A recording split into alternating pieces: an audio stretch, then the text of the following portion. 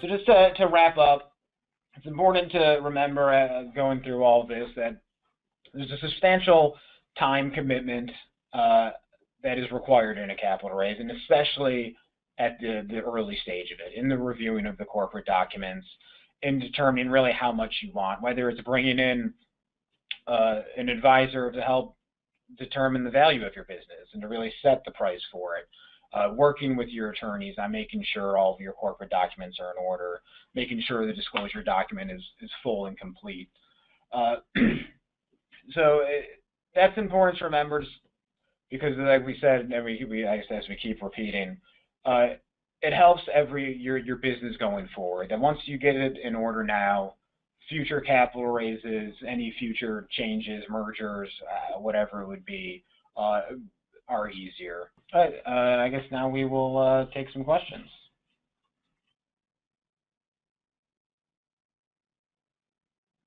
All right, Justin, thank you so much. You know what? We got a really great question from David, who's hopefully he's still here. He's asking if pursuing intrastate exemption, do all investors have to be in the headquarters state of the company, the HQ? And do all major projects of the company need to be intrastate? The company itself and the investors do have to be in the same state. So the company needs to be headquartered in, for example, California, an intrastate exemption, a Reg S exemption, or intrastate exemption. The company from who you are raising capital from as an investor, they need to be headquartered in California. And any individual investors who are participating in the raise have to be domiciled, I think either domiciled or residents of California. If the business is selling products outside of the state, that doesn't affect the exemption. And, I have a next question here. What documentation do I need to provide my attorney to complete the application to file under SCORE? What are the post-raise financial reporting requirements? Can I file the SCORE myself?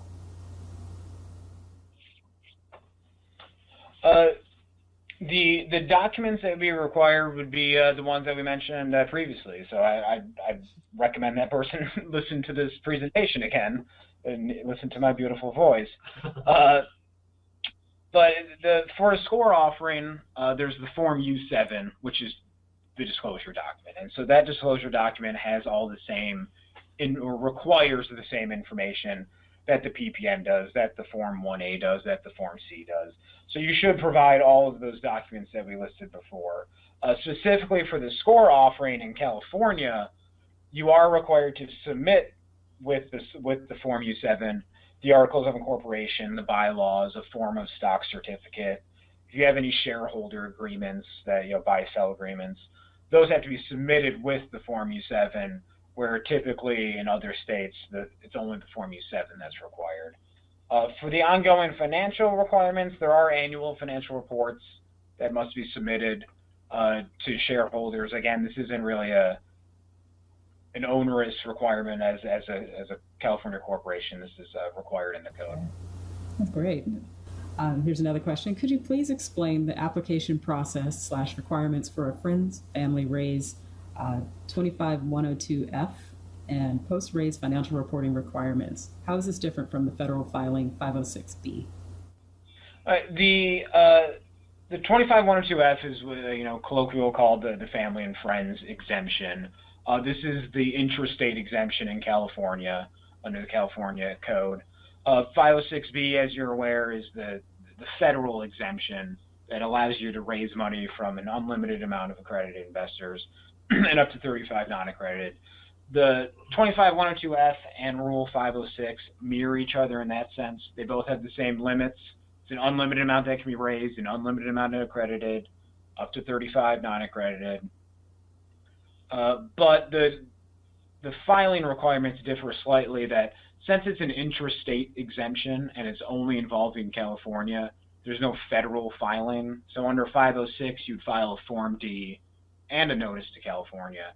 Where under 25102F, you just file the 25102F notice in California. Okay, and I think that ties right into a question that Clark had submitted. So I'm going to pull one more over here, and it says, I understand that subchapter S corporations only allow a company to have a single class of stock.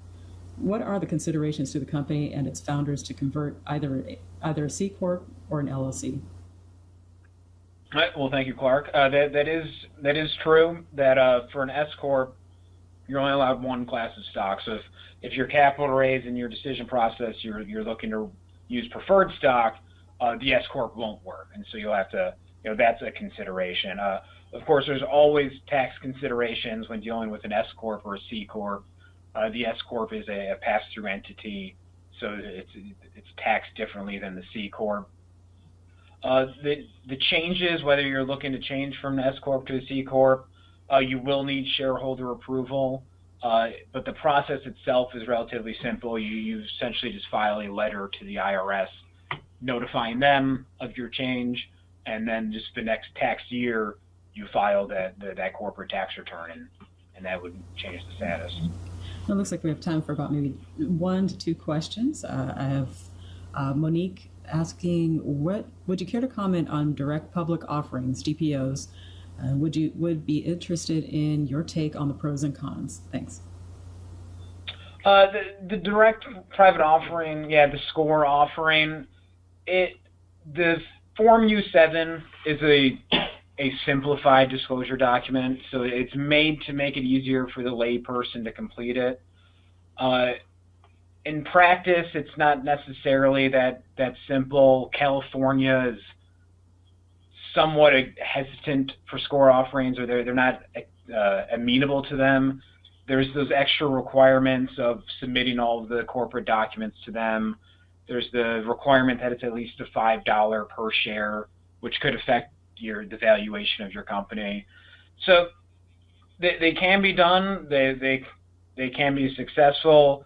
California itself doesn't seem to like them, but if you are looking to use the direct public offering outside of an interstate exemption, it can be useful because you can use the national website that allows you to submit that form to all states across the country, and pay the applicable filing fees, of course, but it can be easier than, trying to find investors in other states. The Score 7 is a direct public offering type of application, and it's a multi-jurisdictional application, and meaning that it works in several different jurisdictions. However, California has additional regulations that make the Score 7 or direct public offering a little bit hostile. And one of those requirements, as Justin had mentioned, is the $5 per share minimum, and that just doesn't really work for a lot of small businesses. They just can't value their stock at $5 a share, depending on what they're offering. But getting to that valuation is going to take some analysis and some consultation with your financial advisor. But that seems to be a roadblock for a lot of small businesses to overcome in terms of using the Score 7 direct public offering. Goodness, we have quite a few questions still coming through, so I think that's we can definitely address those in our follow-up email, as we are getting short on time, unless you guys think you can squeeze in one more. We can do one more. Okay. I have a kind of a double question here, so that might be the best one to choose. If an investor is accredited but not in the state of the business, are there any filing requirements? So, and there's a similar question where someone else is asking. My question is that for 506B, does there have to be a state filing in every state where we are talking to potential investors? So fairly similar, but not so much. I'll let you choose. I think they both can be addressed in the same answer. For 506, so a 506 offering is a federal exemption, and so in that federal exemption, you file the Form D, of course, but since you also need the state exemption, and while the 506 being a federal exemption means it also applies to the states, the federal government long ago agreed with each state that they can require a notice. So you don't have to register with them, but you do have to file a notice. So yes, if you are selling securities to an investor in California, Nevada, and Arizona, a notice needs to be sent to each state within 15 days of the sale. And for most, if you're doing a 506, the the safest way to consider when the sale is would be when you receive back the signed subscription agreement. So it's once they become like irrevocable, once they mail them the check, once they can't turn around from their decision, that's considered the sale, and a notice and a filing fee would have to be filed. There are some states, I know Indiana and Florida, I think off the top of my head, don't have filing fees. You still have to mail them, the notice. You mail a copy of the Form D. But, California has a $300 fee. Most other states, it ranges between about $100 and $200 for the filing fees. Well, so the question is, if a company, an issuer, is accepting or is offering to accredited investor in another state, that becomes a interstate securities offering that's subject to federal regulation, basically 506. And at that point, as Justin had mentioned, you do need to file whatever notice you need to file with the Securities and Exchange Commission, which is a Form D. And in that state where the accredited investor is resident or domiciled, you need to file the state notice and pay the state fee, which ranges, as Justin had mentioned, from $300 to $600, regardless of how many investors you choose you accept subscriptions to purchase equity from. Well, thank you guys so much for taking 2 questions at one time. That's the best. But we are getting short on time, so I am going to move forward in the presentation. Do you guys have any last thoughts? Thank you for having us on here. And again, if anybody has any, specific questions to their business, you can always give us a call, or our contact information or email us is on the page right now. Everybody, I hope you enjoyed today's presentation. There's definitely a lot to take away, but here are the few items that kind of resonated amongst our team here. So I'd say plan ahead for a capital raise. It's definitely a process. You're going to also of course, that also presupposes that you have a business plan that illustrates not only where you're going, but also how much it'll cost to get there. Number 2, who is in your community? This will help you to decide which securities exemption option will best be suited to reach those investors. This question also impacts what kind of post-raise reporting you will be required to provide to the investors. Number 3, weigh your control options. How much are you comfortable to give up to obtain the capital you need? Is this consistent with what the investors expect? Have you performed a valuation of the company so you can defend your asking price? Number 4, do you have equity to sell, or did you issue it all to yourself out of the gate? Not a problem, of course. This issue can be resolved, but it's good to know as you are preparing for the raise.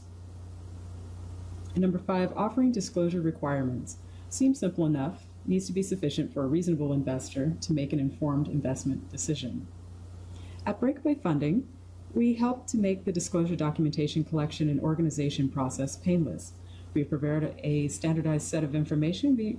We're sure your securities attorneys will need to prepare the offering document, private placement memorandum, which is a document required to raise capital through Breakaway Funding.